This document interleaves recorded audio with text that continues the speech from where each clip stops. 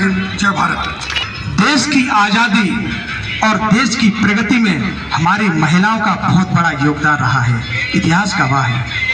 आज 76वां गणतंत्र दिवस है और हमारा हजारों लाखों वर्षों का इतिहास जिनका ऋणी है, उस नारी जाति को सेलिब्रेट करने के लिए ये एक दिन तो बहुत कम है। लेकिन हम ये एक दिन भी हाथ से क्यों जाने दें? क्यों हमने सेलिब्रेट करने का मौका चूक जाए जो भारतवर्ष की नसों में रक्त बनकर दौड़ रही है?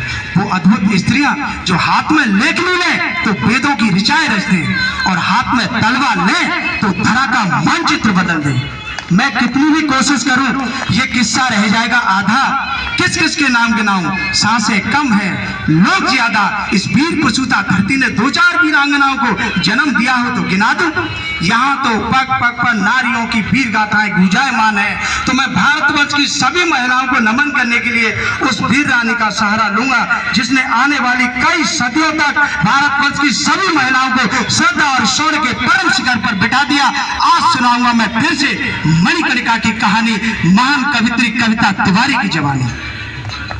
साथियों, जब तमाम राजे रजवाड़े एक के बाद एक अंग्रेजों के अधीन होते हुए चले जा रहे थे, बड़े बड़े शूरवीरों के भाग उनके समक्ष झुकते हुए चले जा रहे थे, तब एक महिला सिंधनी की तरह दहाड़ती है। ये बड़ी आश्चर्यजनक घटना है, बड़ी रोचक कहानी है कि गोरों की सत्ता के आगे थे जब वीरों के झुके भाग, झांसी पर संकट छाया तो जल उठी शौर्य की महाज्वाल।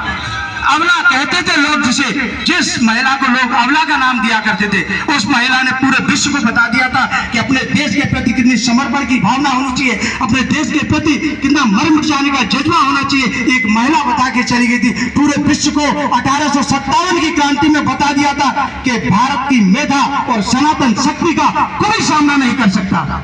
अवला कहते थे लोग जिसे जब पहली बार सबल देखी, भारत क्या पूरी दुनिया ने नारी की शक्ति प्रबल देखी।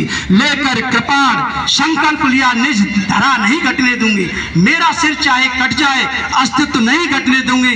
पति परम धाम को चले गए। आप सोचिए कि उस अवस्था में उनके साथ उनके पति भी नहीं थे, पति परम धाम को चले गए। मैं हिम्मत कैसे हारूंगी, मर जाऊंगी समरांगण में या तो गोरों को मारूंगी। त्यागे श्रृंगार अवस्था के, जो अवस्था उनके श्रृंगार की थी, त्यागे श्रृंगार अवस्था के रण के आभूषण धार लिए और जिन हाथों में कंगन कन के उन हाथों में हथियार लिए रण बीच अकेली डटी रही। इस विद्वान समाज में अचानक ये प्रश्न उछल पड़ता है कि वो युद्ध के मैदान में वो वीरांगना क्यों थी?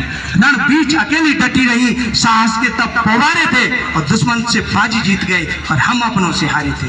और कौन